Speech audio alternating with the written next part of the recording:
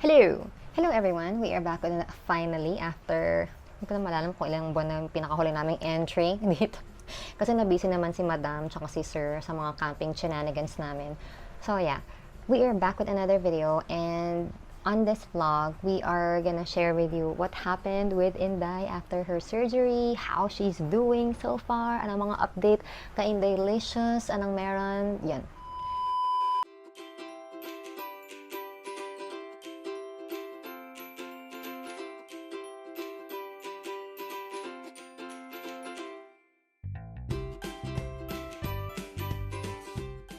Another take. I think we can still make a better version of this. Okay.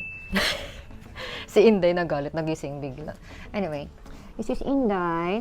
This is Indaylicious. Oh, hello everyone. I know it's been a while since our last entry, but we are back with another video, and for today's vlog, we will be sharing with you everything that's happened with Inday and mga kaganapan sa buhay ni Indaylicious after her cystotomy, her surgery to remove her urinary stones, and how she's doing so far, kung kumusta ba si Inday, ano, grabe ba rin ba si Inday, ano meron sa kanya, ganyan. If you haven't watched the first video of how we found out that Inday has urinary stones, please make sure to watch that first and then go back to this video. Ayun, para mas maliwanagan lang ang buhay nating lahat.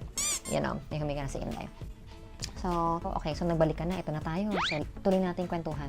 Unfortunately, I'm gonna have to start with bad news.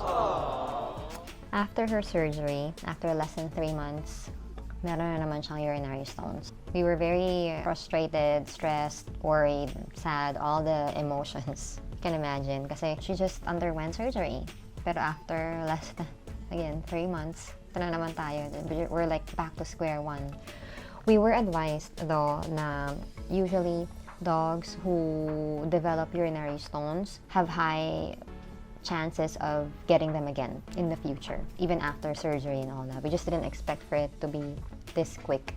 So yun yung medyo nakaka-frustrate. Di ba, Inday? We actually found out about it the morning after our camping trip with our family. Oh, di ba? Our family barangay camping trip. If you wanna watch that, you can watch that here as well. Nag-plug pa. Anyway, so the morning after, we noticed na Inday was a little sluggish, parang walang gana, wala sa mood si Inday. And even when we're propping her up para uminom sa water dispenser niya, she would just immediately sit down na parang nanghihina siya. And as fur parents, I'm sure that every fur parent can relate to this statement na when there's something wrong with your fur babies, you just know right away. Yung parang ganun, mga ganong observation, alam mo na agad.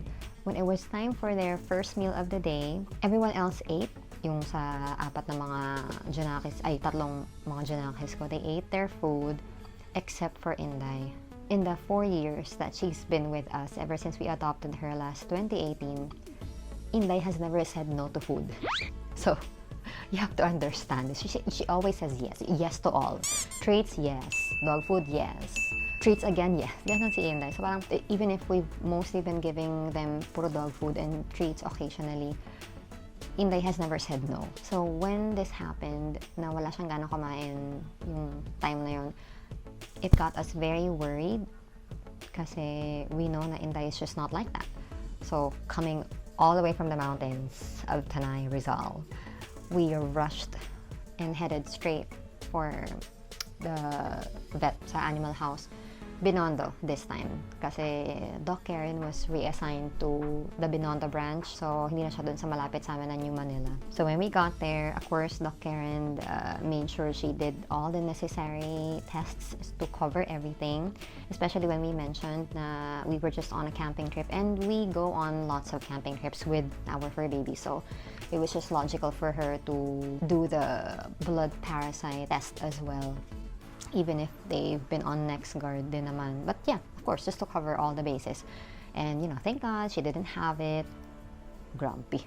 But on her blood chem, so mataas ang white blood cells, ganyan. So that means there's an infection.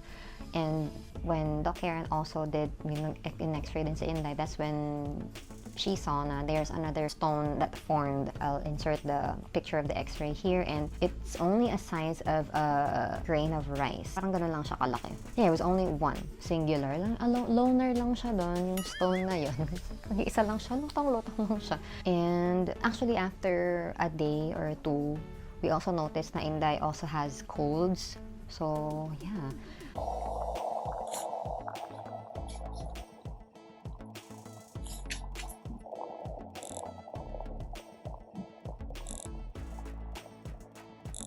After visiting Doc Karen, Inday was prescribed with antibiotics. She was prescribed with antibiotics.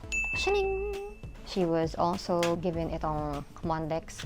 It's instant energy supplement. It's very important for you to have this on hand kasi whenever our fur babies would not be feeling well, most likely they don't want to eat, they don't want to drink. So this is one great way of making sure that they don't get dehydrated for energy as well. And aside from that, we had to force feed Inday because she didn't really want to eat. So this was also prescribed. Yan, yung recovery wet food by Royal Canin, pronunciation. She was also prescribed with this, Urinary.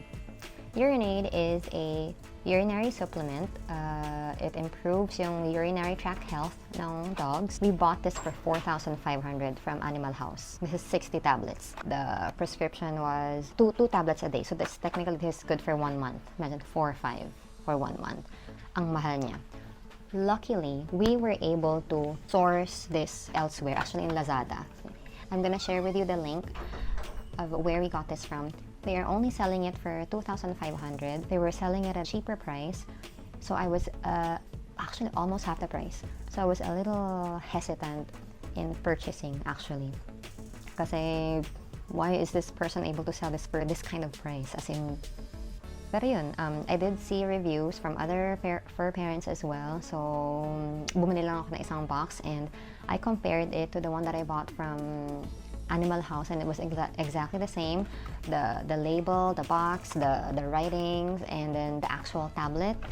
Ito, the actual tablets, and even the composition and the smell.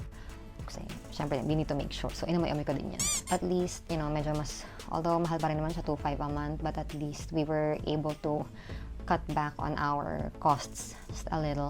Kasi, we were told na most likely we're gonna use this for 6 months to even see an improvement. With, you know, we were hoping to just flush out yung nag-form na naman na urinary stone kasi hello, kaka-opera lang ni Inday, another operation na naman. Julit. Inday operada, gano'n. And of course, continuous pa rin naman yung kanyang Nephrotec. 2 times a day, 2 tablets 2 times a day. So, yun ang prescription siya nga. We went back after 19 days, around May 19, and there was no improvement at all. The urinary stone is still there, floating, you know, looking at us. Andito pa rin me, waving, ganun. But then we went back around June 5, pina-x-ray namin siya, and we saw, I think this is still an improvement. Kasi that one urinary stone was broken down into 2 pieces. Although it's exactly the same measurement, talagang nahati lang siya sa gitna. But it's still an improvement, right? Because it's being broken down into pieces. Okay, so it's good, di ba? Very promising. After that, parang we didn't really hyper-focus with Inday's x-ray ng x-ray pa ulit-ulit and having her go back sa vet, like ganun. Although, syempre, dapat naman tagala may follow-up. But, after, gumaling din naman na siya from the infection. After, I think, 3-4 days, she was, up and about, running, bouncing everywhere, ganyan. She's back to her old self. So we weren't really that super worried anymore about the urinary stone. So we ended up going back there after 3 months na nakalipas. We just continued her maintenance charba. So we actually burned through almost 4 boxes ng urine aid. And then when we went back September 4, that's when we got the best news ever. As in, super happy kami kasi finally, Inday was urinary stone free. My gosh! Good news naman, Inday, diba? Hindi lang puro mga eme-eme.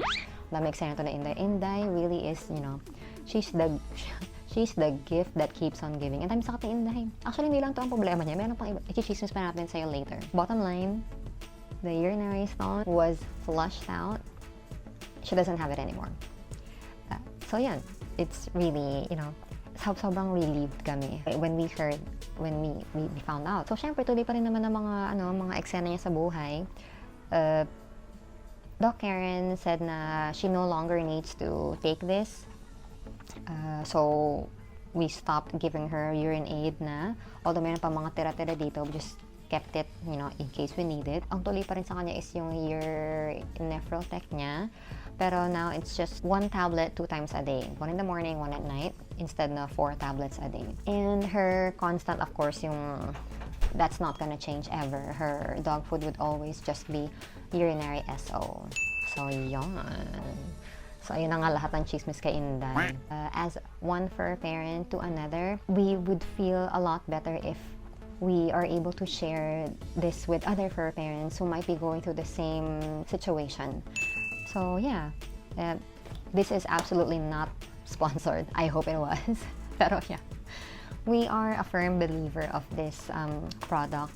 I have seen reviews of this product from an international website. There are lots of reviews about it saying it really helped their dogs as well.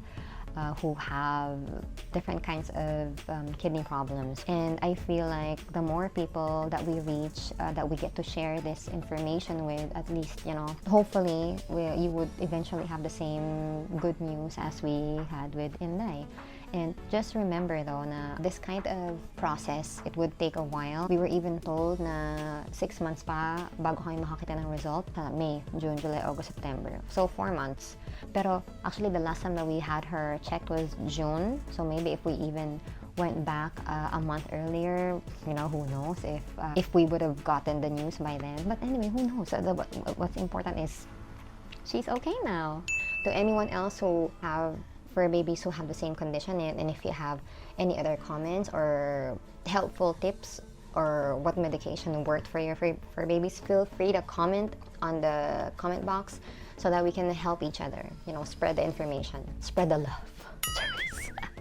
Oh, I will be uploading another video wherein I share how we give Inday her medications. Kasi si Inday lumalaban to ng bonggang-bongga pag binibigyan ng gamot. As in talagang laban na laban.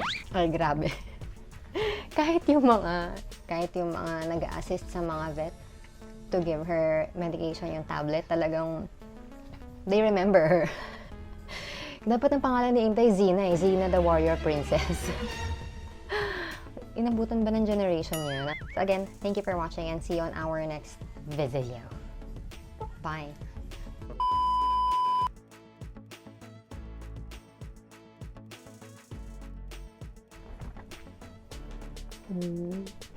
Ay, Diyos ko po, ang taba.